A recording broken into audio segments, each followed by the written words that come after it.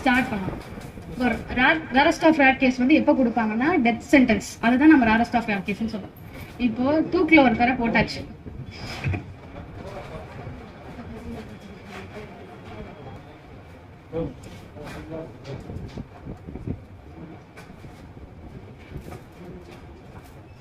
போலாம் சார். இப்போ வந்து தூக்கில் போட்டாச்சு, டெத் பனிஷ்மெண்ட் கொடுத்தாச்சு, தூக்கில் போட்டாச்சு. சாகுற வரைக்கும் தூக்கில் போடணும்னு இருக்கா? எங்க இருக்கு? அந்த செக்ஷன் 5ல இருக்கு. அதுல கீழே பாருங்க, to be hanged by neck till he is dead இருக்கா? சாகுற வரைக்கும் நீங்க தூக்கில தான் போட்டிருக்கணும். இடையில வந்து கீழே போட்டு செத்துட்டாங்களா பார்க்க கூடாது. இந்த செக்ஷன் படி அவன் சாகுற வரைக்கும் தூக்கில தான் இருக்கு. சரியா? சரி, இன்னொன்று வந்து பாத்தீங்கன்னா, இப்போ ஒரு பனிஷ்மெண்ட் கொடுக்கணும்னு நினைக்கிறீங்க, பட் ஆனால் சிம்பிளா இருக்கு சார். சிம்பிளா ஒரு பனிஷ்மெண்ட் கொடுக்கணும். ஒரு நாள் முழுக்க அவனை கோர்ட்ல உட்கார வைக்கணும் அப்படின்னு சொல்லிட்டு இங்க பாத்துருப்பீங்க. ஜெயன்லாம் வந்து ஒரு நாள் முழுக்க உட்கார வச்சிருப்பான். அது எங்க கொடுத்துருப்பாங்க? ஒரு நாள் முழுக்க அவனை இங்க உட்கார வச்சுக்கலாம். ஃப்ரம் மார்னிங் 10ல இருந்து 5 o'clock முடிகிற வரைக்கும் உட்கார வச்சுக்கலாம். அதுக்கு ப்ரொவிஷன் இருக்கு. நம்ம பனிஷ்மெண்ட் சிம்பிளா கொடுக்குறாங்க, அந்த மாதிரி கொடுக்கலாம். எங்க இருக்காது? என்ன சார்? இல்ல சார், சார் இல்ல சார், அந்த சப்செக்ஷன் 4ல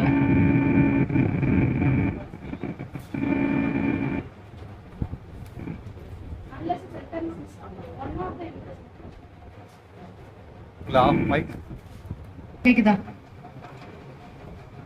அந்த சப்செக்ஷன் 4 பாருங்க, imprisonment till the rising of the court அப்படின்றது. ரைசிங் ஆஃப் த கோர்ட்னா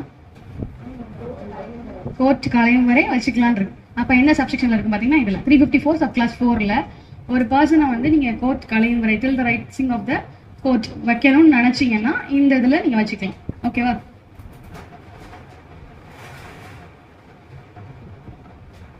இன்னொரு கொஸ்டின் பாத்தீங்கன்னா, அடுத்த கொஸ்டின் முடிச்சாச்சு. இது அடுத்த கொஸ்டின் பாருங்க. இப்போ வந்து ஒரே கேஸ் தான், ஒரே ஒரு மர்டர் நடந்திருக்கு. நான் அந்த மர்டர் பண்ணியிருக்கேன் அப்படின்னா அது வந்து ஃபர்ஸ்ட் என்னவா கொண்டு வராங்கன்னா, கம்ப்ளைண்ட் கேஸா ஒருத்தவங்க எடுத்துட்டு வரோம். மர்டரை கம்ப்ளைண்ட் கேஸா கொடுக்க முடியுமா? கொடுக்க முடியாது. கொடுக்க முடியுமா? முடியாதா? ஒரு மர்டர் நடந்திருக்கு, எஃப்ஐஆர் போடல. நீங்க என்ன பண்றாங்கன்னா, திருப்பி நீங்க அந்த சொன்ன மாதிரி 156ல அதுதான் போறீங்க, முடியல. இப்போ 200ல மர்டரை கம்ப்ளைண்டா கொடுக்க முடியுமா? முடியாது. தாராளமா கொடுக்கலாம். கம்ப்ளைண்ட் கேஸா நீங்க 200ல ஃபைல் பண்ணலாம், மர்டர் கேஸா கூட. இப்போ ஒரு கேஸ் வருதுன்னு வச்சுக்கோங்க. நார்மலாவே நம்ம எப்பயும் போல தெஃப்ட்லயே போயிடலாம். தெஃப்ட் ஒன்று நடந்திருக்கு, இதை கம்ப்ளைண்ட் கேஸா ஒருத்தவங்க கொடுக்குறாங்க. கொடுத்துட்டு சப்சிக்வெண்டா பாத்தீங்கன்னா போலீஸ் கேஸா அதை ரெஜிஸ்டர் பண்ணி அவங்களும் இன்வெஸ்டிகேஷன் பண்றாங்க. இப்படி ஒரு சூழ்நிலை இருக்கும்போது என்ன செக்ஷன்ல அவங்கள ட்ரையல் நடத்த முடியும்? கொஸ்டின் நல்லா கேட்டுக்கோங்க. ஃபர்ஸ்ட் என்ன நடக்குது அப்படின்னா, கம்ப்ளைண்ட் கேஸா கொடுத்துட்டாங்க தெஃப்ட. ரெண்டாவது அவங்க எஃப்ஐஆர் பண்ணி திருப்பி இன்வெஸ்டிகேஷன் நடந்து அவங்க ஒரு சார்ஜ் ஷீட்டை கொண்டு வராங்க. இப்போ என்ன பண்ணலாம்? ஒன்று, இந்த கம்ப்ளைண்ட் கேஸ் நடந்துகிட்டு இருக்கு ட்ரையலா, இதை எடுத்துக்கணுமா இல்லை இதை எடுத்துக்கணுமா? போலீஸ் ரிப்போர்ட்டா எடுத்துக்கணும். 2019 மேஜிஸ்ட்ரேட் எக்ஸாமோட கொஸ்டின் இது. 2019ல வந்து மேஜிஸ்ட்ரேட் எக்ஸாம் கொஸ்டின். ரெண்டுமே ஒரே அஃபென்ஸ் தான், ஒரே ஆள் தான் பண்ணியிருக்காப்ல, எல்லாமே ஒண்ணுதான், சேம் அஃபென்ஸ். என்ன சார்?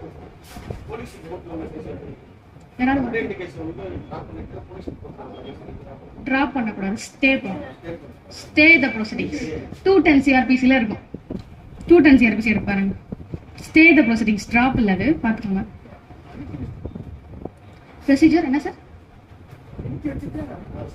அதான் சார், ஸ்டே த ப்ரொசீடிங்ஸ். நம்ம தப்பா சொல்லக்கூடாதுல்ல, அதான் sir. Procedure to be followed when there is a complaint case and police investigation in the respect of the same offense. ஒரே offense தான். அதனால ரீட் பண்ணி பாருங்க. when in a case instituted otherwise than on a police report. otherwise than on a police reportனால எப்பயுமே complaint case தான். அந்த இடத்துல எழுதிக்கோங்க. hereinafter referred to as complaint case, அங்கேயே கொடுத்துருக்காங்க. is made appear to the magistrate during the course of inquiry or trial held by him. inquiry or trial நடந்துட்டு இருக்கு நீங்க கொடுத்த கம்ப்ளைண்ட் கேஸ்ல. that an investigation by the police is in progress in relation to the offense. அப்ப என்ன பண்றாங்க? Same அஃபென்ஸுக்கு என்ன நடக்குது? இன்வெஸ்டிகேஷனும் நடந்துகிட்டு இருக்கு. which is subject matter of inquiry or trial held by him, the magistrate shall stay the proceedings. அந்த line under பண்ணி, stay the proceedings of such inquiry or trial. அதை அப்படியே ஸ்டாப் பண்ண சொல்ல, ஸ்டே பண்ண சொல்றாங்க. சரியா? stay the proceedings and call for report on the matter of the police officer conducting the investigation. அப்ப இன்வெஸ்டிகேஷன் முடிக்கிறாங்களா, அந்த ரிப்போர்ட்டை கொண்டு வந்து கொடுங்க அப்படின்னு சொல்றாங்க. அதை ரெண்டையும் வச்சுப்பாங்க. அடுத்து பாருங்க, the report is made by the investigation officer under section 173 and such report cognizance of offence is taken by the magistrate against any person who is an accused in the complaint case. The magistrate shall inquire into and try to get the complaint case. இப்போ என்ன சொல்றாங்கன்னா, நீங்க stay பண்ணி வச்சிருப்போம்ல, இதை வந்து investigation நடத்தி ஒரு report கொண்டு வருவாங்கல்ல, அதை நீங்க கண்டக்ட் பண்ணுங்க அப்படின்னு சொல்றாங்க. கண்டக்ட் பண்ணிட்டு அந்த case arising out of police report in both cases were instituted on a police report. இப்போ ரெண்டையும் ஒன்னாக்க சொல்றாங்க. ஒன்னாக்கிட்டு அதை எப்படி நடத்தணும்? கம்ப்ளைண்ட் கேஸ் நடத்தணுமா, போலீஸ் ரிப்போர்ட்டா நடத்தணுமா? போலீஸ் ரிப்போர்ட்டா நடத்த சொல்றாங்க. அதான் சொல்றாங்க, both cases were instituted on police ரிப்போர்ட்டா நீங்க ஒரு கேஸ் எடுத்துக்கலாம். இப்போ இந்த இடத்துல உங்களுக்கு டவுட் வந்திருக்கா, ரெண்டு காக்னிசன்ஸ் எத்தனை தடவை எடுப்பாங்க? ஒரு கேஸுக்கு காக்னிசன்ஸ் எத்தனை தடவை எடுப்பாங்க? நான் ஒரு தடவை தான் எடுக்கணும், அஃபென்ஸ் தான் எடுக்கணும், அஃபெண்டர் மேல இருக்கக்கூடாது. நான் சொன்ன மாதிரி டிஸ்சார்ஜ் பண்ணாலும் சரி, ஒரு புதுசா ஒரு பர்சனை ஆட் பண்ணாலும் சரி, அஃபென்ஸ் காக்னிசன்ஸ்க்கு எத்தனை தடவை எடுப்பாங்கன்னா ஒரு தடவை தான் எடுக்கணும். இப்போ இந்த இடத்துல பாருங்க, கம்ப்ளைண்ட் கேஸ் எடுக்கணும்னு வச்சுக்கோங்களேன். கம்ப்ளைண்ட் கேஸ்ல கண்டிப்பா காக்னிசன்ஸ் எடுத்து தான் அந்த ட்ரையல் நடந்துட்டு இருக்கும், கரெக்டா? அதுக்கப்புறம் என்ன பண்ணுவாங்க? போலீஸ் ரிப்போர்ட்னு சொல்றாங்க. இப்போ இந்த காக்னிசன்ஸ் ஒரு தடவை எடுத்துருக்காங்களா, ரெண்டு தடவை எடுத்துருக்காங்க?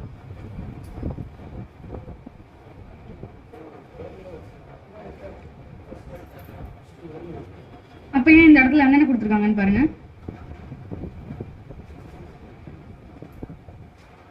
இந்த இடத்துல பாருங்க, செகண்ட், இப்ப report is made by the investigation officer under section 173 and such report cognizance of offences taken by the magistrate அப்படின்றது. அப்ப அந்த ரிப்போர்ட்ல தான் அவர் காக்னிசன்ஸ் எடுக்கிறாரா? ஏற்கனவே கம்ப்ளைண்ட் கேஸ் ட்ரையல் நடந்து பாதியில இருக்கே, அதை என்ன பண்றது? அப்ப இந்த இடத்துல ரெண்டு தடவை காக்னிசன்ஸ் எடுப்பாங்களா?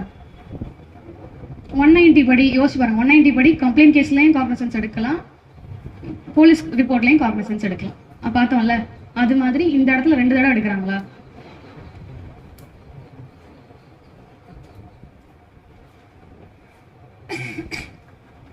ஏன்னா நம்ம கம்ப்ளைண்ட் கேஸ பாதியிலே நிப்பாட்டி இருக்கோம்ல, அப்ப காக்னிசன்ஸ் ரெண்டு தடவை எடுத்துருக்காங்களா?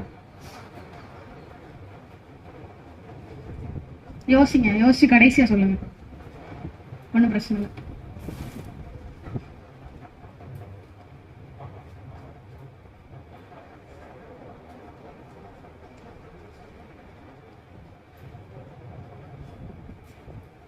நெக்ஸ்ட் கொஸ்டினிங் அப்படின்னு யாரும் சொன்னோம். கொஸ்டினிங் எந்த செக்ஷன்ல இருக்கு? கொஸ்டினிங் அப்படின்னு ஒரு 313 கொஸ்டினிங் இல்ல, எக்ஸாமினேஷன் ஆஃப் தி அக்யூஸ்ட். அது போன மேஜிஸ்ட்ரேட் எக்ஸாம்ல வந்துருந்துச்சு.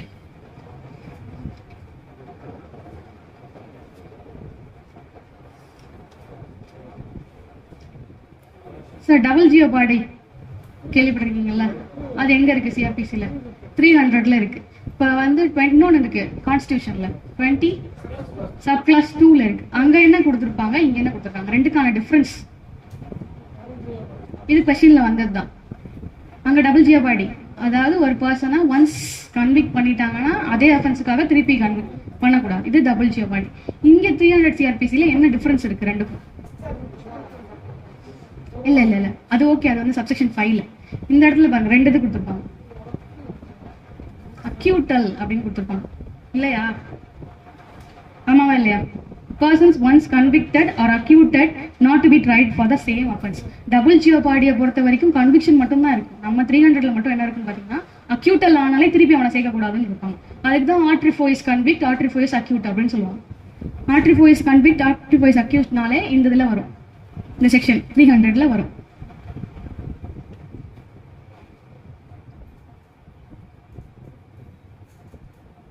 சார் சொன்ன மாதிரி வந்து எக்ஸ்பிளனேஷன் கிளாஸ் கீழே the dismissal of complaint or discharge of the accused, ஒரு அக்யூஸ்ட்டை வந்து கேஸ்ல இருந்து டிஸ்சார்ஜ் பண்ணிட்டாங்கன்னா is not an acquittal for the purpose of the section. அப்போ டிஸ்சார்ஜ் பண்ணிட்டாங்கன்னா அவங்களை திருப்பி அந்த கேஸ்ல எடுக்கிறோம்ல, எடுத்து அவங்க என்ன பண்ணலாம்? இப்போ டிஸ்சார்ஜா அக்யூட்டல் அப்படின்னு நம்ம கன்சிடர் பண்ணிட்டோம்னா அது டபுள் ஜியோபாடி ஆயிடும். அதனால என்ன சொல்றாங்கன்னா, டிஸ்சார்ஜை வந்து அக்யூட்டலா கன்சிடர் பண்ண வேணாம் அப்படின்னு சொல்லிட்டு இந்த எக்ஸ்பிளனேஷன் கிளாஸ்ல கொடுக்குறாங்க.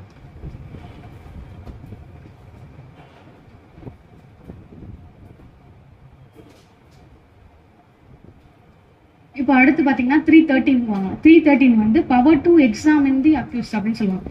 இப்போ every inquiry or trial for purpose of enabling the accuse personal to explain any circumstances appearing in the evidence against him. பார்த்தீங்கன்னா அட் எனி ஸ்டேஜ் அப்படின்றது. அட் எனி ஸ்டேஜ், அப்போ எந்த ஸ்டேஜ்ல வேணா நீங்க கொஸ்டினிங் கேட்டுக்கலாமா? எப்போ அந்த கொஸ்டினிங் கேட்கறது, எக்ஸாமின் பண்றது அக்யூஸ்ட் என்னென்ன ஸ்டேஜ்? ஸ்டார்டிங் ஸ்டேஜ் பார்த்தீங்கன்னா காப்பீஸ் அந்த சார்ஜ் ஃப்ரேம் பண்றதுக்கு முன்னாடி இதெல்லாம் எக்ஸ்பிளைன் பண்ணி இந்த தப்பு பண்ணிருக்கீங்களா இல்லையா அப்படின்னு சொல்லுவாங்க. நெக்ஸ்ட் அடுத்து ஆர்கியூமெண்ட்ஸ்க்கு அப்புறம் என்ன கேட்பாங்க? எத்தனை சொல்லிருக்கீங்க, இந்த குற்றத்தை நீங்க பண்ணிருக்கீங்களா அப்படின்னு. நம்ம என்ன பண்ணுவோம், பார்த்து பண்ணுங்கயா அப்படின்னு சொல்லுவோம். ஆமா அதானே சொல்லுவோம். 3 வருஷம் கொடுத்துருக்காங்க அப்படின்னா பார்த்து பண்ணுங்கன்னு சொல்லுவோம். இல்ல பொய்சாச்சின்னு எப்படி சொல்லுவீங்க? நம்ம தான் கன்விக்டட் பர்சன் ஆயிட்டோம், கன்விக்டட்னு கொடுத்துட்டாங்க, 3 வருஷம் நீ உள்ள போகணும்னு சொல்லிட்டாங்க. அப்போ உங்களோட ஏஜ் எனக்கு வயசாயிடுச்சு பார்த்து பண்ணுங்க அப்படின்னு சொல்லுவோம். அதை கன்சிடர் பண்ணி ஒரு மாசமோ 2 மாசமோ குறைச்சு போடுவோம் அந்த மாதிரி. அதுக்கப்புறம் கீழே பாருங்க, மே அட் எனி ஸ்டேஜ் இருக்கா. அப்ப இடையில எல்லாம் கேட்க கூடாதா? எவிடன்ஸ் ஸ்டேஜ்ல இந்த மாதிரி ஸ்டேஜ் எல்லாம் क्वेश्चन கேட்க கூடாதா அக்யூஸ்ட? இதுல ஒரு குழப்பம் இருக்கு பாருங்க. May at any stage without previously warning the accused put such accused to him as the court consider necessary. கீழே shall after the witness for the prosecution has been examined அப்படின்னு இருக்கு. அப்ப என்ன stage? after the witnesses for the prosecution have been examined. prosecution witness அப்புறம் நம்ம என்ன stage? Defence side. அப்போ அதுக்கு நடுவில் இருக்க இடத்துல நீங்க கேட்டுக்கலாம். ப்ராசிக்யூஷன் விட்னஸ் இப்போ 15 விட்னஸ் முடிச்சிட்டோம் அப்படின்னா கொஸ்டின் கேட்கலாம், இந்த சாட்சிகள்லாம் இந்த மாதிரி இருக்குன்னு சொல்லிட்டு. அதுக்கப்புறம் தான் வரது தான் என்னது, பனிஷ்மெண்ட். அப்போ ஒரு கொஸ்டின் கேட்பாங்க, நீங்க பனிஷ்மெண்ட் இது உங்களுக்கு கொடுக்க போறோம், நீங்க இதை பத்தி என்ன நினைக்கிறீங்க அப்படின்னு சொல்லிட்டு. ஓகேவா?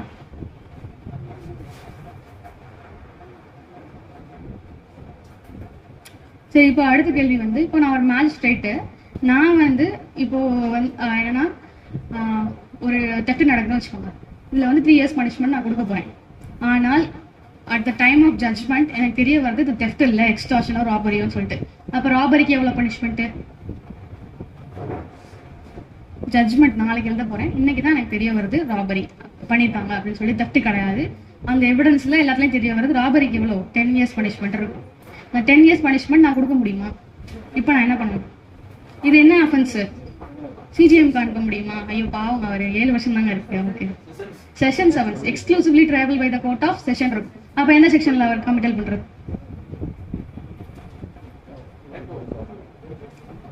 மேக் ஓவர் இல்ல சார், கமிட்டல். மேக் ஓவர் அப்படின்றது மேல இருந்து கீழே வர்றது. இப்ப செஷன் ஜட்ஜ் பார்த்து ஒரு அஃபென்ஸ் நடக்குது, இது வந்து மேஜிஸ்ட்ரேட் பண்ணக்கூடியது அப்படின்னு சொன்னா அது மேக் ஓவர், மேட் ஓவர்னு சொல்லுவாங்க. மேல இருந்து கீழே இருக்கிறது மேக் ஓவர், கீழே இருந்து மேல போறது கமிட்டல். கமிட்டல் 309 பார்த்துருக்கோம்ல. இப்ப இந்த இடத்துல எப்படி அவன் கமிட்டல் பண்ணுவார்? அவரு நானே அவர் மேஜிஸ்ட்ரேட்னு வச்சுக்கோங்களேன், 7 years தான் எனக்கு பனிஷ்மெண்ட் வருது, 7 years வருது, ராபரி ஆகுது. அதான் நான் சொல்றேன், நீங்க எல்லாமே கரெக்ட் தான், எவிடன்ஸ்லாம் எடுத்தாச்சு, ஜட்ஜ்மெண்ட் ஸ்டேஜ்ல தெரியுது நான் இது கொடுக்க முடியாது. நான் யார் கொடுக்கணும்னு பாத்தீங்கன்னா exclusive triable by the court of session, sessions court கொடுக்க முடியும்ன்ற. அப்ப என்ன செக்ஷன்ல அதை கொண்டு போய் நான் மேல கொடுக்க 309ல கமிட்டல் பண்ண முடியுமா? அதை பண்ண முடியாது. கமிட்டல் தான் பண்ணணும், ஆனா 309ல பண்ண முடியாது. எதுல பண்ணுவீங்க சார்? 225ல சார், 325.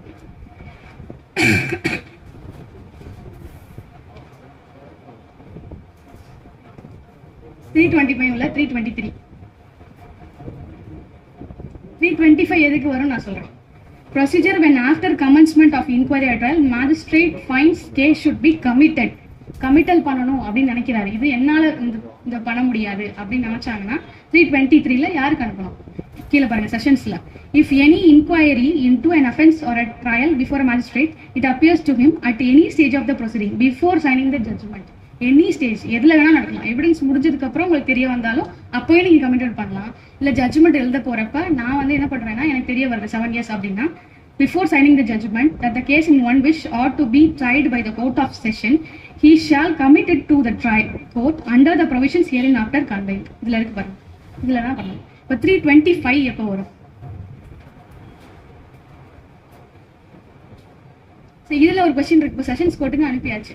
செஷன்ஸ் கோர்ட் இப்போ என்ன பண்றாங்க, அதெல்லாம் பார்த்துட்டு இது வந்து ராபரி கிடையாதுப்பா, தெஃப்ட் தான் அப்படின்னு சொல்லி கீழே அனுப்ப முடியுமா?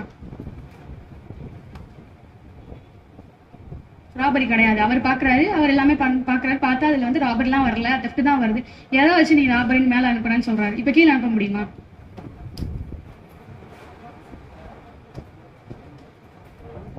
அனுப்ப முடியுமா? எங்க இருக்கு அப்படி ப்ரொவிஷன்?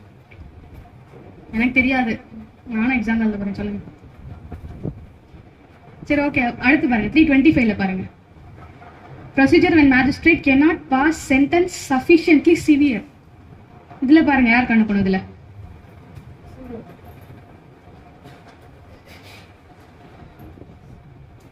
யாருக்கு அனுப்பணும்? அதுல என்ன கொடுக்குறாங்க, மேஜிஸ்ட்ரேட்டுக்கு சிவியர் பனிஷ்மெண்ட் கொடுக்க முடியாது அப்படின்னா, இப்போ 7 இயர்ஸ் நான் கொடுக்க போறேன்னு வச்சுக்கோங்களேன். இப்போ இதுல என்ன பண்ணணும்? ஃபர்ஸ்ட் சிஜிஎம்க்கு அனுப்ப சொல்றாங்க. இதுல சிஜிஎம் ட்ரையபிள் பண்ணக்கூடியதா இருந்தா நீங்க சிஜிஎம்க்கு அனுப்பலாம். இப்போ சிஜிஎம் வந்து அதை திருப்பி கீழே அனுப்ப முடியுமா? சிஜிஎம் வந்து மேல போயிடுச்சு, இது வந்து 7 இயர்ஸ் பண்ணியிருக்காங்க பனிஷ்மெண்ட்னு அவர்கிட்ட போயிடுச்சு. அவர் இதை திருப்பி அனுப்ப முடியுமா? இல்ல நான் பண்ணக்கூடியது இல்லை, நீ தான் பண்ணணும் அப்படின்னு சொல்லி கீழே அனுப்ப முடியுமா? இதுல பண்ணக்கூடாது. ஏன் பண்ணக்கூடாது?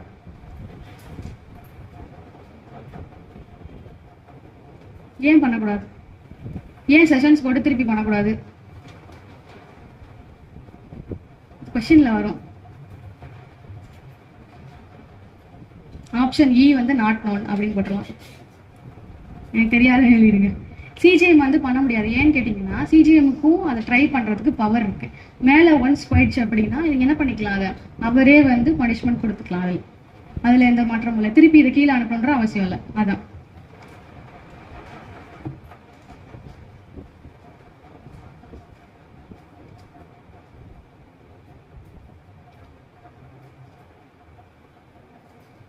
இப்போ வந்து பார்த்தீங்கன்னா ஒரு ட்ரையல் நடக்குது. இது அடுத்த கொஸ்டின். ட்ரையல் நடக்குது. இந்த ட்ரையலோட ப்ரொசீஜர் வந்து அக்யூஸ்டுக்கு புரியவே இல்லை. என்ன பண்ணலாம்? ட்ரையல் நடக்குது, அவன் ஒரு அஃபென்ஸ் பண்ணியிருக்கான், ராபரி பண்ணியிருக்கான் வச்சுக்கோங்களேன், மர்டரே பண்ணியிருக்கான். அவன் என்ன ட்ரையல் நடத்துறாங்கன்னு அந்த அவன் வந்து ஒரு படிக்காத ஆள் அவர் அப்படின்னா அவருக்கு ட்ரையலே புரியலை. அப்போ என்ன பண்ணுறது? சார் ஓகே, டிரான்ஸ்லேட்டர் எப்போ இருப்பாங்க? இப்போ வந்து ஹிந்தி தெரியாத தமிழ் தெரியாதவனா டிரான்ஸ்லேஷன், அது லாங்குவேஜ் ஆஃப் த கோர்ட்டில் வந்துடும். நானே சொல்றேன் ட்ரையலே எனக்கு புரியல, நான் தமிழ்காரன் தான், எனக்கு ஒண்ணுமே புரியல, நீங்க என்ன பண்றீங்க, எவிடன்ஸ் இருக்கிறது புரியல, எதுவுமே புரியல, நான் என்ன பண்றது? ப்ளீடர்னு சொல்லாதீங்க, ப்ளீடர் இதுல வராது, அதுக்கு தனியா ப்ரொசீஜர் இருக்கு. ஒருவேளை எனக்கு புரியல அப்படின்னா, எனக்கு எதுவுமே தெரியல, நான் ஒரு இல்லிட்ரேட்டு, ஆனா நான் வந்து என்ன பண்ணிருக்கேன்னா ஒரு மர்டர் பண்ணிட்டேன். இப்போ ப்ரொசீஜர் ட்ரையல் இவங்க என்ன பண்றாங்க, என்ன பேசுறாங்கன்னு கூட எனக்கு புரியல, அப்ப என்ன பண்றது?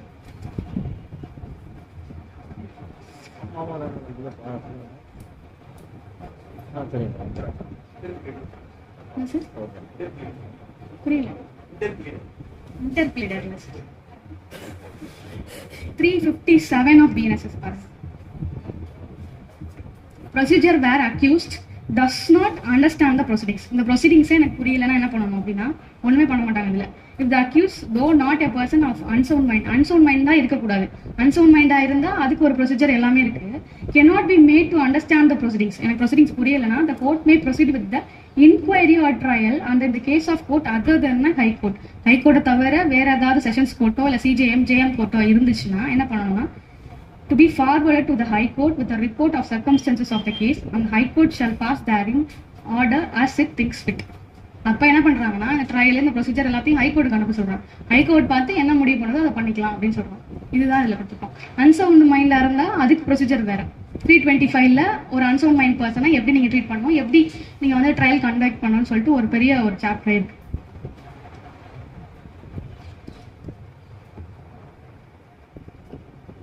சாத்தான்குளம் கேஸ் எல்லாருக்குமே தெரியும், அது இங்க நடக்குது. எதனால நடக்குது? Custodial death. ஓகே, அதெல்லாம் ஓகே, கஸ்டோடியல் டெத். இப்போ வந்து ஜூரிஸ்டிக்ஷன் எல்லாமே கேள்விப்பட்டிருப்பீங்க. ஜூரிஸ்டிக்ஷன்னா எந்த பிளேஸ்ல நடக்குதோ அந்த பிளேஸோட போலீஸ் ஸ்டேஷன், அந்த பிளேஸோட கோர்ட்ல தான் நடக்கணும். இப்போ வந்து அது வந்து தூத்துக்குடியில நடந்துச்சு, சாத்தான்குளம் அங்க இருக்கு. அங்க இருந்து ஏன் இந்த ட்ரையல் இங்க நடக்குது? நம்மளாம் போய் பார்த்துருக்கோம், நம்ம அக்யூஸ் எல்லாம் போய் வேகமா பார்ப்போம், எதுக்கு நடக்குன்னே தெரியாதீங்க. அப்ப இங்க நடக்காதா இன்ஃப்ளூயன்ஸ்? இங்க இன்ஃப்ளூயன்ஸ் நடக்காதா? என்ன ப்ரொவிஷன்லாம் நடக்குது? அது கிட்டக்க வந்துட்டீங்க, வெரி குட், கரெக்ட் தான். என்ன ப்ரொவிஷன்லாம் இங்க நடக்குது, எதுக்காக அங்க இருந்து கொண்டு வராங்க? இப்போ இங்கேயும் இன்ஃப்ளூயன்ஸ் பண்ண முடியும், வேற எல்லாமே பண்ண முடியும். என்ன பண்ண நினைச்சாலும் நம்ம எல்லாம் பண்ணலாம். ஏன் இந்த நடக்குது, என்ன ப்ரொவிஷன்லாம் இங்க நடக்குது? அதே மாதிரி ஜெயலலிதா கேஸ் தெரியும் உங்களுக்கு, கர்நாடகாவில் நடந்துச்சு. எதனால நடந்துச்சு? ஏன் அங்க ஏன் நடந்து? அங்கதான் நல்லா ஜட்ஜ் இருக்காங்களா, இங்க இல்லையா? அந்த மாதிரி ஏன் அங்க சாட்சி கிடைக்க முடியாது? எதனால நடக்குது? சிஆர்பிசில ப்ரொசீஜரே இருக்கு, எதனால அது நடக்குது?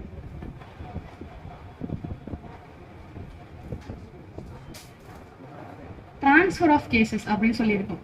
406ல பாத்தீங்கன்னா ஒரு ஹைகோர்ட்டோட இப்போ வந்து பாத்தீங்கன்னா நம்ம தமிழ்நாடோட ஹைகோர்ட் 2 ஹைகோர்ட் இருக்கு, ஓகேவா? இப்போ மதுரைக்கு சில ஜூரிஸ்டிக்ஷன் இருக்கு, சென்னைக்கு ஒரு ஜூரிஸ்டிக்ஷன் இருக்கு. இந்த மதுரைக்குள்ள இருக்க ஜூரிஸ்டிக்ஷனுக்குள்ள இருக்கக்கூடிய அந்த டிஸ்ட்ரிக்ட்ல எந்த டிஸ்ட்ரிக்ட்ல வேணாலும் நீங்க மாத்திக்கலாம். அந்த பவரை யூஸ் பண்ணி தான் அவங்க என்ன பண்றாங்கன்னா அங்க இருந்து இங்க அனுப்புறாங்க. ஓகேவா? 406ல இருக்கும் சுப்ரீம் கோர்ட்டோட பவர், 407 408ல இதெல்லாம் இருக்கும். அப்போ நீங்க வந்து கர்நாடகாவில் நடந்தது வந்து சுப்ரீம் கோர்ட்டோட power 406 transfer of cases by supreme court. அப்போ சுப்ரீம் கோர்ட் இப்போ எதுக்காகனா சுப்ரீம் கோர்ட்டோட பவர் என்னன்னா ஒரு ஹைகோர்ட்ல இருக்கக்கூடிய ஜூரிஸ்டிக்ஷன்ல இன்னொரு ஹைகோர்ட்டுக்கு நம்ம அனுப்பிக்கலாம், ஜூரிஸ்டிக்ஷன் இருக்கக்கூடிய இதுல. இதே மாதிரி பாத்தீங்கன்னா 408ல ஹைகோர்ட்டை பத்தி சொல்லியிருப்பாங்க. ஒரு ஹைகோர்ட்ல ஒரு டிஸ்ட்ரிக்ட்ல இருக்காங்க, இப்போ மதுரையில இருக்கதா அங்க நடத்தலாம், அங்க இருக்கதை வந்து இங்க நடத்தலாம், அதுதான் சொல்லியிருப்பாங்க. அதே கேஸ்ல பாத்தீங்கன்னா ஒரு மேஜிஸ்ட்ரேட் போய் இன்குவஸ்ட் ரிப்போர்ட் எடுத்திருப்பாரு. இன்குவஸ்ட் ரிப்போர்ட் தானே, பிரேத விசாரணை. கரெக்டா 176ல பாத்தீங்கன்னா அந்த மேஜிஸ்ட்ரேட் பெரிய கான்ஃபிளிக்ட் ஆச்சு, அது பெரிய சர்ச்சையாச்சு இல்லை அந்த இது பாத்தீங்கன்னா. இப்போ அந்த மேஜிஸ்ட்ரேட்டு அவர் ஜூரிஸ்டிக்ஷன் மேஜிஸ்ட்ரேட்டா இருக்க முடியுமா? சாத்தான்குளம்ல அந்த கஸ்டடியல் டெத் எங்க நடக்குதா, அந்த போலீஸ் ஸ்டேஷன்ல நடக்குதுன்னு வச்சுக்கோங்க. அந்த போலீஸ் ஸ்டேஷனுக்குன்னு ஒரு ஜெயம் இருப்பார், அவர் போய் எடுக்க முடியுமா? முடியாது. அவர் போய் அந்த இன்குவஸ்ட் ரிப்போர்ட் எடுக்கலாம், எடுக்கலாம். யார் எடுக்க முடியும்? ஏன் நான் ஜூரிஸ்டிக்ஷன் மேஜிஸ்ட்ரேட்? அதான் ஏன் எடுக்கக்கூடாது? ஓகே, காக்னிசன்ஸ் எடுத்தா ஏன் எடுக்கக்கூடாது? இப்போ நான் ஒரு மேஜிஸ்ட்ரேட்டு, அந்த இது போய் அந்த ஜூரிஸ்டிக்ஷன் மேஜிஸ்ட்ரேட்டு, இப்போ நான் போய் அதை எடுக்கிறேன் வச்சுக்கோங்க, எடுத்து இன்குவஸ்ட் ரிப்போர்ட் நடக்கிறேன், இவன் என்ன அக்யூஸ்ட் அப்படின்னு எனக்கு தெரிஞ்சிருச்சு. இப்போ இது என்ன ஆகும்? ஏன் நான் ஜூரிஸ்டிக்ஷன் மேஜிஸ்ட்ரேட் வச்சு எடுக்கிறாங்க? எங்க எடுக்க சொல்லியிருக்காங்க அப்படி? பயாஸ்ட் ஆயிடும். இப்போ நான் போய் எடுத்தா இவன் தான் ஃபிக்ஸ் பண்ணிடுவேன், இவன் தான் பண்ணியிருப்பான் அப்படின்னு ஃபிக்ஸ் பண்ணிடுவேன். ஒருவேளை அதுல இல்லாதவங்க கூட இருக்கலாம். அந்த கஸ்டடி டெத்ல 12 பேர் இருக்காங்கன்னா அதுல பண்ணாதவங்க கூட இருப்பாங்கல்ல, இல்ல வேற யாராவது கூட ஆட் பண்ணிருப்பாங்க. இதனால எடுக்கக்கூடாது. இதெல்லாம் வந்து ப்ரொசீஜர்ல இருக்காது, இதெல்லாம் வந்து நம்மளோட சும்மா நார்மலா நடக்குது.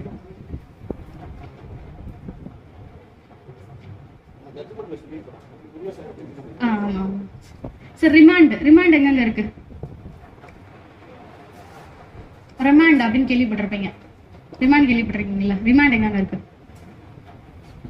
ஸ்டாட்யூட்டரி பெயில் அப்படின்னு இருக்கு, அப்படின்னா கேள்விப்பட்டிருக்கீங்களா? Statutory bail 167. அங்க ரிமாண்ட் எத்தனை நாளைக்கு பண்ண முடியும்? 15 days. வேற ரிமாண்ட் இருக்கு. அட்ஜார்ன்மெண்ட் பெட்டிஷன் எத்தனை பேர் போடுறீங்க? 309ல அட்ஜார்ன்மெண்ட் பெட்டிஷன் இப்போ போடுறோம். அந்த 309ல 10 தடவை போட்டுட்டே இருக்கீங்க, உங்களை ரிமாண்ட் பண்ணலாமா? டிஸ்மிஸ் பண்ணுவாரு. அப்ப அந்த அக்யூஸ் என்ன பண்றது? ரிமாண்ட் பண்ணலாமா? எங்க இருக்கு? எத்தனை நாள் ரிமாண்ட் பண்ணணும்? 309ல பெட்டிஷன் மட்டும் தான் போடுவோம், உள்ள இருக்க நம்ம படிக்க மாட்டோம், அதுல தான் இருக்கு. 309ல பாத்தீங்கன்னா இருக்கு.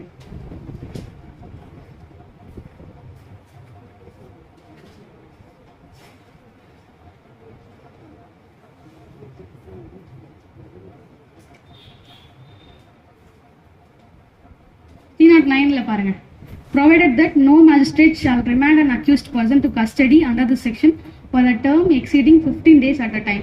இப்படி போட்டுட்டே இருக்காங்க, அட்ஜார்ன்மெண்ட் பெட்டிஷன் போட்டுட்டே இருக்காங்கன்னா நம்ம என்ன பண்ணலாம்னா 309ல ரிமாண்ட் பண்ணலாம், 15 நாளைக்கு ரிமாண்ட் பண்ணிக்கலாம், அதை எக்ஸீட் ஆகக்கூடாது. இது வந்து இதில் கொடுத்துருப்பாங்க 309ல. ரீகால் ரீஎக்ஸாமினேஷன்லாம் எதில் பண்ணுவோம்?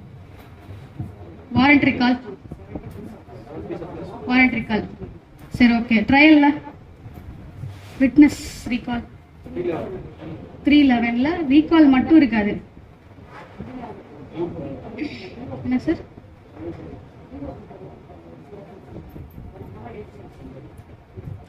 பாருங்க, at any stage inquiry, trial or other proceedings under this code, summon any person as a witness. யாரை வேணா பண்ணிக்கலாம். or examine any person in attendance through not summoned as a witness, though not summoned as a witness, or recall and re-examineன்ற வார்த்தை இருக்கும். இங்க ரீஎக்ஸாமினேஷனுக்கும் ரீகாலுக்கும் என்ன வித்தியாசம்?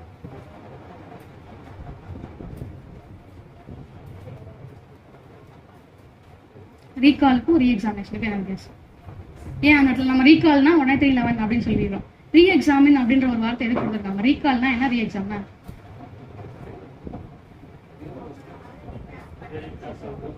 அது வந்து ரீஎக்ஸாமினேஷன். அப்ப ரீகால்னா பாஸ் பண்ணலைன்னா அது எப்படி ரீகால் ஆகும்? சிம்பிள் தான். ரீகாலுக்கும் ரீஎக்ஸாமினுக்கும் என்ன வித்தியாசம்? ரீகால் எதுக்கு வரும்? ஒரு தடவை கூப்பிட்டா அதை சம்மன் பண்ணி கூப்பிடுறதுன்னு சொல்றோம். ரீகால் வாரண்ட் ஆயிடுச்சுன்னா ரீகால் பண்றது 70 சப்ளாஸ் 2. இது விட்னஸ் எப்படி ரீகால் வாரண்ட் போட்டு கொடுக்க முடியும்? என்ன சார்? ஈஸியான ரீகாலுக்கும் ரீ எக்ஸாமினேஷன் தமிழ்ல திங்க் பண்ணி பாத்தீங்கன்னா ரீ எக்ஸாமின்றது எக்ஸாமினேஷன் பண்ணவங்க திருப்பி ரீகால் பண்ணாத விட்னஸ்.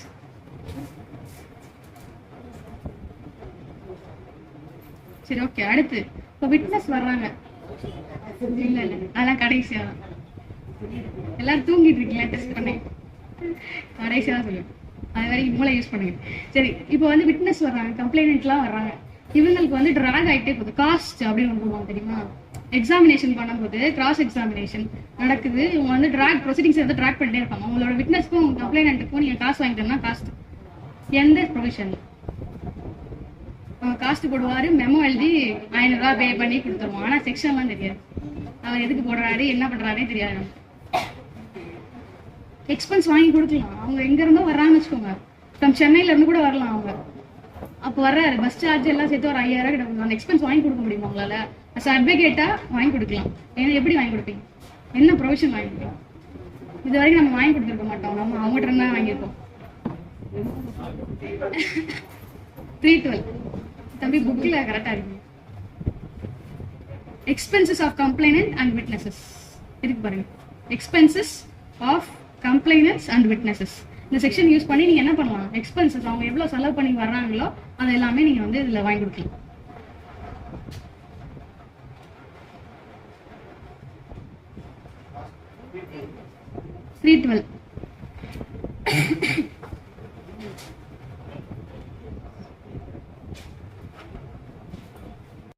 வெப்பன்ஸ் யூஸ் பண்ணிருக்காங்க. 326 அப்படின்ற dangerous weapons causing grievous hurt by dangerous weapon 326 இருக்கு. இப்போ சார்ஜ் ஆல்டர் பண்ணும்போது எந்த செக்ஷன்ல ரீகால் பண்ணுங்க? இல்ல சார், பாதி கரெக்டா கொண்டு வந்துட்டீங்க. உங்களுக்கு தெரியாது ஒன்றும் இல்லை, மோட்டிவேட் பண்றது இல்ல. சார்ஜ் ஆல்டர் பண்ண பிறகு ரீகால் பண்ணுவாங்க. சாதாரணமா ரீகால் பண்றது பாத்தீங்கன்னா 311 இருக்கு. சார்ஜ் ஆல்டர் பண்றாங்க. ஆல்டர் பண்ண முடியுமா முடியாது? சார்ஜ் தாராளமா பண்ணலாம், அட் எனி ஸ்டேஜும் பண்ணலாம். ஜட்ஜ்மெண்ட் ஸ்டேஜுக்கு முன்னாடி கூட நீங்க பண்ணிக்கலாம், சார்ஜ் ஆல்டர் பண்ணிக்கலாம். இப்போ வந்து அதை ரீகால் பண்ணணும்னா எப்படி ரீகால் பண்ணுவோம்? சார்ஜ் ஆல்டருக்கு அப்புறம் recall of fitness when charge altered. இதுலயும் recall and resummon re examination அப்பலாம். சார்ஜ் ஆல்டர் பண்ணிருக்கோன்றது அக்யூஸ்டுக்கு சொல்லணுமா சொல்லக்கூடாது? கண்டிப்பா சொல்லணும். இந்த சார்ஜ்ல இருந்து இந்த சார்ஜ் உங்களுக்கு வந்து சார்ஜ் சேஞ்ச் பண்ணிருக்கோம், இல்ல வேற ஏதாவது மாத்திருக்கோம், ஆட் பண்ணிருக்கோம். ஆல்டர்னா அடிஷன் அண்ட் அது வந்து டெலிஷன் கூட இருக்கலாம் மேபி. சரியா? ஆல்டர் ஆஃப் சார்ஜஸ் இதுல பாருங்க 217 recall of witnesses when charge alter.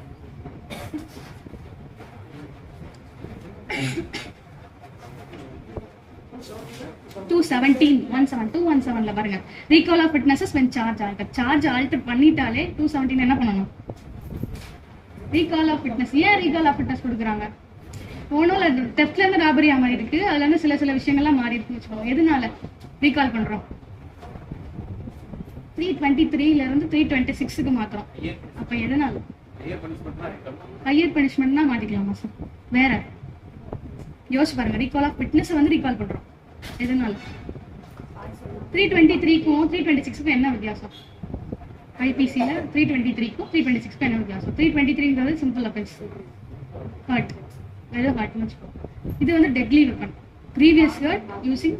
ஒன்றும் இல்லை, இப்போ வந்து நீங்கள் வந்து ஒரு அடிக்கிறீங்கன்னு வச்சுக்கோங்க, சப்புன்னு அடிக்கிறீங்க, இல்லை தெரியாமல் ஒரு அரைகிறீங்க, கிளாஸ் எடுக்கிறது நல்லா இல்லை அப்படின்னு சொல்லிட்டு. சரியா? இப்போ வந்து நான் என்ன பண்ணுறாங்கன்னா, நம்ம வந்து கை வச்சு அடிக்கலாம், கட்டையை வச்சு அடிச்சிட்டாங்கன்னு சொல்கிறேன். இப்போ சார்ஜ் வந்து ஆல்டர் ஆகும். இதுல எதுக்கு விட்னஸ் வந்து ரீகால் பண்றாங்க? இத்தனை பேர் விட்னஸ் இருக்கீங்க, அதெல்லாம் வந்து ப்ரொசீஜர்ல அந்த அளவுக்கு எனக்கு அறிவு இல்லை, கொஞ்சம் தான் அறிவு இருக்கு.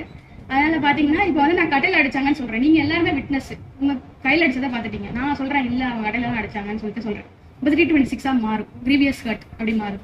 இந்த இடத்துல ஏன் வந்து விட்னஸை ரீகால் பண்ணும்? அதை யோசிச்சு பார்த்துருக்கீங்க. Material fact. உங்களை ரீகால் பண்ணி கேட்டாதான் நான் என்ன நடந்திருக்குன்னு எனக்கு தெரியும். ஓகேவா? Material fact.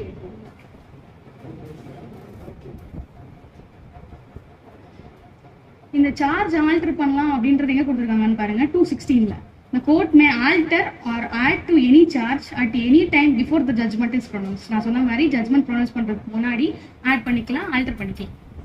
216ல அதே மாதிரி பாருங்க 219 பாருங்க 3 offenses of same kind within year may be charged together. ஒரு வருஷத்துக்குள்ள ஒரே மாதிரி அஃபென்ஸ் பண்ணியிருந்தீங்கன்னா பண்ணிக்கலாம். இது வந்து ஜனவரி டு டிசம்பர் அந்த மாதிரிலாம் கிடையாது. எனி அஃபென்ஸ் ஃபர்ஸ்ட் அஃபென்ஸ் எதில் பண்றீங்களோ அதுல இருந்து 12 months அதுக்குள்ள நீங்க பண்ணிக்கலாம்.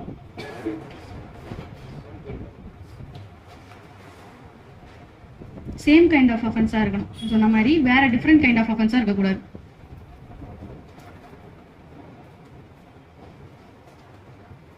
நான் ஃபர்ஸ்ட் இன்ஃபர்மேஷன் ரிப்போர்ட் எந்த செக்ஷன்ல இருக்குன்னு கேட்டேன். டெஃபினிஷனே கிடையாது நம்மளோட இதுல. சிஆர்பிசில டெஃபினிஷன் கிடையாது, பிஎன்எஸ்எஸ்லயே இல்ல. அது எங்க இருக்கு? ஆனா இருக்கு. அடிக்கடி யூஸ் பண்ணுவீங்க நீங்க கோர்ட்ல யூஸ் பண்ற ஒரு செக்ஷன்.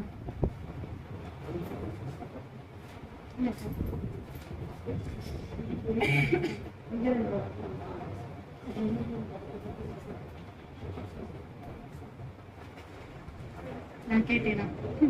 உங்ககிட்ட கேட்கல, இங்க கேட்டேன்.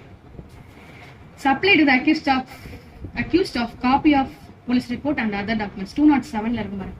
207 மட்டும் தான் அந்த ஃபர்ஸ்ட் இன்ஃபர்மேஷன் ரிப்போர்ட்ல காபிஸ் கொடுக்கறதுல நீங்க எஃப்ஐஆர் கொடுக்கணும் அப்படின்றது அங்க இருக்கு. மித்த எங்கேயுமே இருக்காது. ஏன் 154ல கூட இருக்காது. சரி, ரிமாண்ட்னு நம்ம பார்த்தோம். ரிமாண்ட்ல வந்து நம்ம என்னென்ன பார்த்தோம்? 167ல ஒரு ரிமாண்ட், 309ல ஒரு ரிமாண்ட் பார்த்தோம். இன்னொரு ரிமாண்ட் இருக்கு. அந்த 309 ரிமாண்ட்ன்றதே நிறைய பேருக்கு தெரியாது, நமக்கே தெரியாது. அதை படிச்சு பார்த்தா இன்னொரு ரிமாண்ட் இருக்கு. இன்னொரு இடத்துல ரிமாண்ட் இருக்கு. என்னங்க சார்? இல்ல சார், ரிமாண்டுக்கும் ரீஅரெஸ்ட்டுக்கும் நிறைய டிஃபரன்ஸ் இருக்கு. அப்ப என்ன டிஃபரன்ஸ் ரிமாண்டுக்கும் ரீஅரெஸ்ட்டுக்கும்?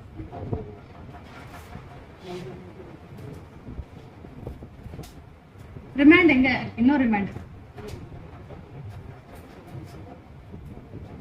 நமக்கு தெரிஞ்ச ஒரே ஒரு ரிமாண்ட் வந்து 167ல 15 நாளைக்குள்ள இருக்கு. அதுல வந்து எக்ஸ்க்ளூட் அந்த 15 daysல யாருக்காவது உங்களுக்கு டவுட் இருக்கா? இப்ப இன்னைக்கு ரிமாண்ட் பண்றாங்கன்னா இந்த டேவை எக்ஸ்க்ளூட் பண்ணணுமா இன்க்ளூட் பண்ணணும்? எந்த கேஸ்ல அதை சொல்லியிருக்காங்க? எந்த கேஸ்ல சொல்லியிருக்காங்க இன்க்ளூட் பண்ணணும்? எனக்கும் தெரியாது, அதான் கேட்கிறேன். இன்க்ளூட் பண்ணணும்னு ஒரு கேஸ்ல சொல்லியிருக்காங்க. Ayyappan versus state.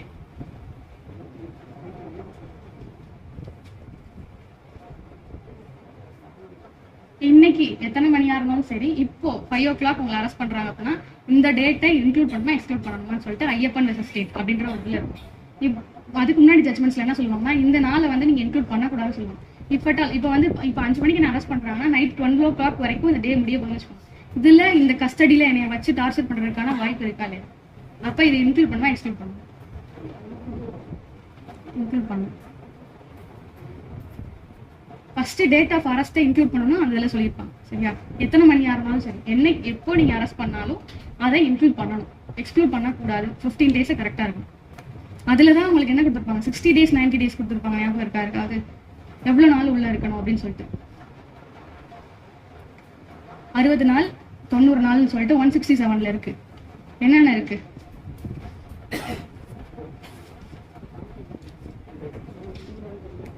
Statutory fail எப்போ போடுவீங்க?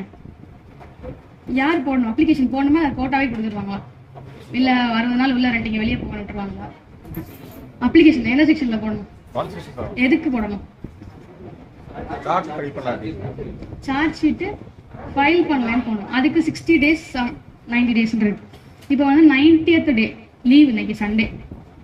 90th டே முடிஞ்சிருச்சு. இல்ல 60th டே சண்டே இன்னைக்கு இருக்கு. 61st டே இல்ல 91st டே நாளைக்கு வருது. இப்போ போலீஸ் ரிப்போர்ட் ஃபைல் பண்றாங்க. என்ன பண்ணலாம்? நல்லா கேளுங்க கொஸ்டினை. 90 நாள் 60 நாள் இருக்கு. இப்போ வந்து இன்னைக்கு தான் 90 நாள், இன்னைக்கு லீவ் சண்டே. 91st டே கணக்குப்படி பார்த்தா நாளைக்கு 91st ஆர் 61st டே வந்து சார்ஜ் ஷீட் ஃபைல் பண்றாங்க. இதே நாள்ல போய் நீங்க என்ன பண்றீங்க? இந்த அப்ளிகேஷனை போடுறீங்க. இப்போ யாரோட கன்சிடர் பண்ணணும்? லீவ் இல்லைன்னா என்ன பண்ணுவாங்க? நல்லா கேளுங்க. 91st டே 90th டே லீவு.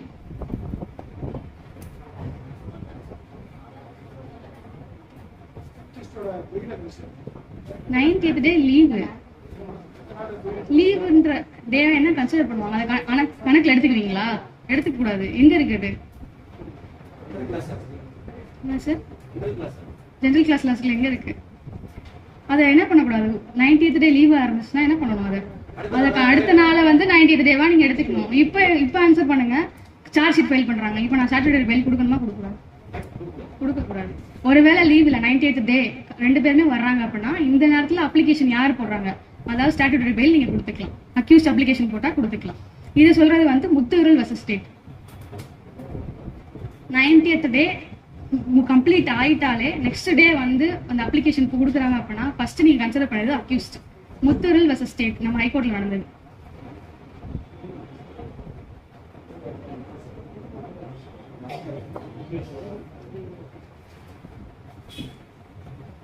சரி, இன்னொரு ரிமாண்ட் எங்க இருக்கு? அது முடிஞ்சிருச்சு. இன்னொரு ரிமாண்ட், ஏற்கனவே 2 ரிமாண்ட் பார்த்தாச்சு, இப்போ 3வது ரிமாண்ட்.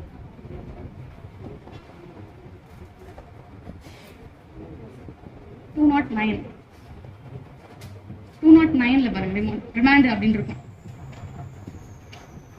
இந்த ரிமாண்ட் எதுக்கு? 209 என்ன பண்ணுவோம்? கமிட்டல் பண்ணுவோம். Committal proceedings, magistrate to sessions court, அதுதான் வந்து கமிட்டல். ஓகேவா? புரியல? 209 மேஜிஸ்ட்ரேட் கோர்ட்ல இருந்து செஷன்ஸ் கோர்ட்டுக்கு பண்றது வந்து 209 கமிட்டல். அதுல ஒரு ரிமாண்ட் இருக்கு. எப்ப ரிமாண்ட் பண்ணணும்? Commit after complaint with the provisions of 207 and 208. 207, 208ன்றது copies. as the case may be, the case of the court of session and subject to the provisions of this court relating to bail, remand the accused to custody until such commitment has been made.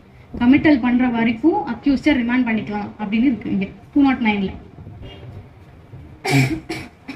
இப்போ 3 remand பார்த்தாச்சு.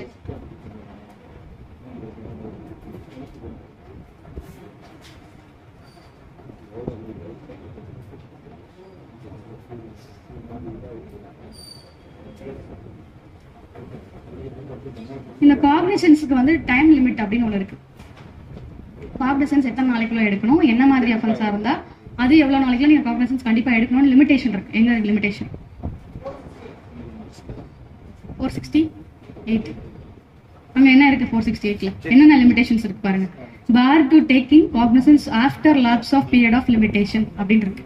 இத்தனை நாளைக்குள்ள நீங்க என்ன பண்ணணும்னா limitation எடுக்கணும். இது வந்து 1 வேர்ட்ல கண்டிப்பா வரும் இந்த क्वेश्चन. பாத்தீங்கன்னா இதுல வந்து பாருங்க 6 months அஃபென்ஸா இருந்துச்சுன்னா 6 months the offense is punishable with fine. Fine மட்டும் இருந்துச்சுன்னா 6 மாசத்துக்குள்ள நீங்க காக்னிசன்ஸ் எடுக்கணும். அப்படி இல்லைன்னா நீங்க என்ன பண்ணிக்கலாம்? இந்த கேஸ் என்ன ஆகும்? 6 மாசத்துக்குள்ள நான் எடுக்கல, காக்னிசன்ஸ் எடுக்கல, மேஜிஸ்ட்ரேட் என்ன பண்ணிக்கலாம்? அந்த கேஸை குவாஷ் பண்ணுமா, டிஸ்சார்ஜ் பண்ணுமா? சரி, okay. 1 year if the offense is punishable with imprisonment for a term not exceeding 1 year. Not exceeding 1 yearனா 1 yearக்குள்ள இருக்க அஃபென்ஸ் இருந்துச்சுன்னா 1 year வரைக்கும் நீங்க காக்னிசன்ஸ் எடுக்காம இருக்கலாம். ஆஃப்டர் 1 year நீங்க கண்டிப்பா என்ன பண்ணலாம்? அப்ளிகேஷன் போட்டு வாஷ் பண்ணிக்கலாம். கீழே பாருங்க 3 years if the offense is punishable with imprisonment for a term exceeding 1 year but not exceeding 3 years. 1 yearக்கு மேல 3 yearsக்கு உள்ள. அப்ப நடுவுல என்ன இருக்கு? 2 yearsன்னு क्वेश्चनல கேட்பாங்க. இப்போ ஒரு அஃபென்ஸ் வந்து பனிஷபிள் வித் 2 years, ஒரு தெஃப்டே ஒரு 2 வருஷத்துக்கு கொடுக்குறோம் அப்படின்னு வச்சுக்கோங்க. ஏதோ ஒரு தெஃப்ட் வந்து 3 years, பனிஷபிள்னா பனிஷ்மெண்ட் மட்டும் தான் சொல்றாங்க. இப்போ ஒரு அஃபென்ஸுக்கு 2 வருஷம் இருக்கு, 1 வருஷத்துல இருந்து 3 வருஷத்துக்குள்ள இருக்குது. 2 வருஷம் அஃபென்ஸ் இருக்குன்னா அதுக்கு எவ்வளவு நாளைக்குள்ள நீங்க எடுக்கணும் பாருங்க? 3 years. அதுல ஏன் அதுல 3 years பாருங்க? எக்ஸீடிங் 1 year இப்படிதான் क्वेश्चन கேட்பாங்க. ஒரு அஃபென்ஸுக்கு 2 வருஷம் பனிஷ்மெண்ட் இருக்குன்னா எவ்வளவு நாள் லிமிடேஷன் கேட்டுருவாங்க. அப்ப 3 years நீங்க போடணும். ஏன்னா இங்க என்ன கொடுத்துருக்காங்க? term exceeding 1 year but not exceeding 3 years. 1 yearக்கு மேல 3 years உள்ள. அப்ப அந்த 2ன்றது உள்ள வந்துடும். சரியா? இதான் வந்து லிமிடேஷன். காக்னிசன்ஸ் எடுக்கிறதுக்கான லிமிடேஷன் வந்து இந்த 468ல கொடுக்குறாங்க. சரி, ஹைகோர்ட்ல ட்ரையல் கண்டக்ட் பண்ண முடியுமா? என்ன செக்ஷன்ல பண்ணுவீங்க? 482 inherent powers of the court. Trial conduct பண்ண முடியுமா ஹைகோர்ட்ல? ஒரு படம் கூட வந்து ஜெய்பி பாத்திருக்கீங்களா? அதுல ட்ரையல் கண்டக்ட் பண்ணுவாங்க. ஏன் ஹைகோர்ட்ல ட்ரையல் கண்டக்ட் பண்ண முடியும்?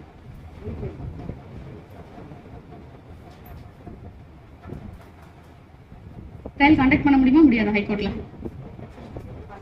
என்ன செக்ஷன்ல பண்ணுவீங்க? எவிடன்ஸ் எடுக்கலாம், ட்ரையல், கிராஸ் எக்ஸாமினேஷன் எல்லாமே எடுக்கலாம். அந்த ட்ரையலுக்கு வந்து அதாவது 4 விதமான ட்ரையல் இருக்குல்ல, sessions court, warrant, summon, summary இருக்கு. இதுல எதை அவங்க எடுத்துக்குவாங்க ஹைகோர்ட்? இல்ல சார், இப்போ ஒரு மர்டர் கேஸ் இருக்கு, அதை ட்ரையல் நடத்துறாங்கன்னா எப்படி? செஷன்ஸ் ட்ரையலை வந்து பேஸ் பண்ணி அவங்க ட்ரையல் நடத்தலாம். ஹைகோர்ட் வந்து sessions trial exclusively triable by the court of session சொல்லிட்டு ஒரு சாப்டர் இருக்குல்ல, அந்த சாப்டர்ல எப்படி ட்ரையல் நடக்குதோ அதே வச்சு ஹைகோர்ட்ல நடத்துவாங்க. இது எங்க இருக்கு?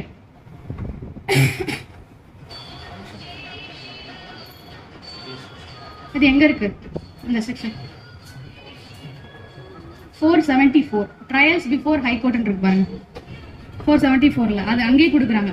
when an offense is tried by the high court otherwise than under 407 it shall in the trial of the offense observe the same procedure as the court of sessions. இருக்குங்க கோர்ட் ஆஃப் செஷன்ல என்ன trial நடத்தீங்களோ அதே trial யார் பண்ணணும்? High court பண்ணணும்.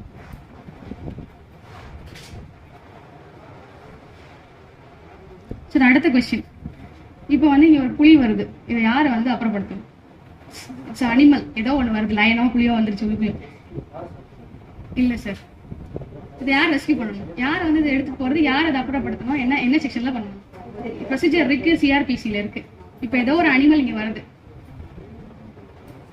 Leo படத்துல வர மாதிரி ஹைனா வருதுன்னு வச்சுக்கோங்க, அதை யார் பண்ணுவா? நம்மளே தூக்கிட்டு போயிடலாம். அதுக்கெல்லாம் உயிரோட இருப்பீங்களா? அதுக்கு ஒரு ப்ரொசீஜர் இருக்கு. யார் வந்து இது இந்த அனிமல்லையோ இல்ல நியூசன்ஸை வந்து எடுத்துட்டு போறதோ இல்ல என்ன சொல்லுவாங்க கலைக்கிறதுக்கோ யாருக்கு அதிகாரம் இருக்கு?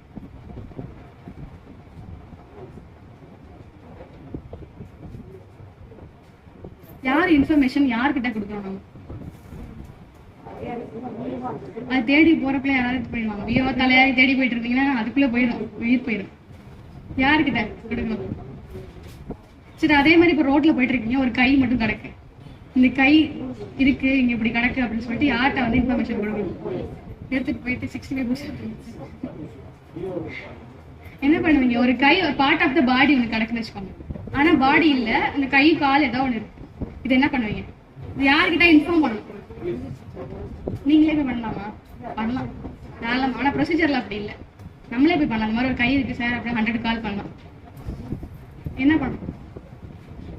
யாருக்கிட்ட போய் இன்ஃபார்ம் பண்ணணும்? யாரு போய் எங்க சார் இருக்கு? விஓ கிட்ட பண்ணலாம். எங்க இருக்கு விஓ? போய் யாருக்கிட்ட பண்ணுவாரு? அந்த பவர் யாருக்கிட்ட இருக்கு?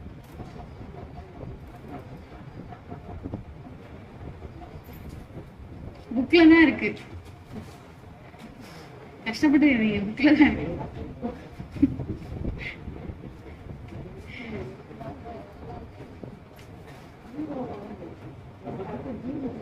133ல பாருங்க, conditional order for removal of nuisance. அந்த நியூசன்ஸ்ல தான் அந்த புலி வரும். சரியா? கீழே பாருங்க, எஃப்ல that any dangerous animal should be destroyed, confined or otherwise disposed of அப்படின்னு இருக்கு. எனி டேஞ்சரஸ் அனிமல் அப்படின்னா யார் பண்ணணும்? whenever a district magistrate or subdivisional magistrate or any other executive magistrate specially empowered in this behalf. இதுக்காக state government வந்து இந்த நியூசன்ஸ்லாம் இது பண்ணணும் அப்படின்னு சொன்னாங்கன்னா அப்போ பண்ணிக்கலாம். ஓகேவா? இதுல நிறைய இருக்கும் பாருங்க, ரிவர், வாட்டர், சால், இந்த மாதிரிலாம் இருக்கும். தண்ணி வருதா, தண்ணி வெள்ளம் வந்துருச்சுன்னு வச்சுக்கோங்க, அதை வந்து எப்படி இது பண்றது அப்படின்னு சொல்லிட்டுலாம் இருக்கும் இதுல. ஓகேவா? இப்போ டிஸ்ட்ரிக்ட் மேஜிஸ்ட்ரேட்னா யாரு? கலெக்டர். சப்டிவிஷனல் மேஜிஸ்ட்ரேட்னா ஆர்டிஓ, டிஆர்ஓ. எக்ஸிக்யூட்டிவ் மேஜிஸ்ட்ரேட் எங்க இருப்பாங்க? இருப்பாரு இங்க இருப்பாரு, தாசில்தார். சரி, அந்த விஏஓ அந்த பார்ட் ஆஃப் த பாடி இருக்குல்ல, அது யார் இன்ஃபர்மேஷன் கொடுக்கணும், யார்கிட்ட கொடுக்கணும்ன்றது எங்க இருக்கு?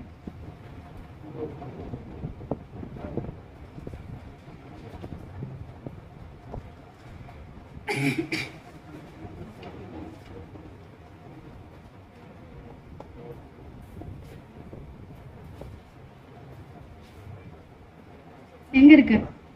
40ல பாருங்க, 40 section 40. Duty of officers employed in connection with affairs of a village to make and certain report. இப்போ யார் ரிப்போர்ட் கொடுப்பான்னு பாருங்க.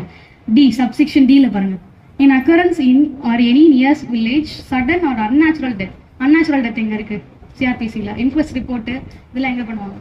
174ல இன்குவெஸ்ட் ரிப்போர்ட் பண்ணுவாங்க. அன்நேச்சுரல் டெத், கஸ்டோடியல் டெத் இந்த மாதிரி இருந்துச்சுன்னா, யாராவது இப்போ சூசைட் பண்ணிக்கிட்டாங்க அப்படின்னா அந்த இன்வெஸ்டிகேஷன் பண்றது வந்து 174ல. 176ல யாரை பத்தி கொடுத்துருப்பாங்கன்னு பாத்தீங்கன்னா மேஜிஸ்ட்ரேட்டை பத்தி கொடுத்துருப்பாங்க. இப்போ பாருங்க, இதுல suspicious circumstances or discovery in or near such village or any corpse or part of corpse இருக்காங்க. கார்ப்ஸ் தான் என்னது? சடலம், டெட் பாடி, அதான் கார்ப்ஸ் அப்படின்னு சொல்லுவோம். அதோட பார்ட் அப்படி இருந்துச்சுன்னா யார்கிட்ட போய் இன்ஃபர்மேஷன் பாருங்க. Corpse in circumstances which lead to reasonable suspicion that the death has occurred அப்படின்னு சொல்றாங்க. இறந்திருக்கலாம் அப்படின்னு சஸ்பிஷன் இருந்ததுன்னா அது disappearance from village of any person in the circumstances which lead to a reasonable suspicion that a non bailable offense been committed in the respect of such person. அப்ப இது யாரை பத்தி பேசுறாங்க? அந்த 40ல யாரை பத்தி பேசுறாங்க? வில்லேஜ் ஆபீசரை பத்தி பேசுறாங்க. VM. Duty of officers employed in connection with affairs of village to make certain report. 40.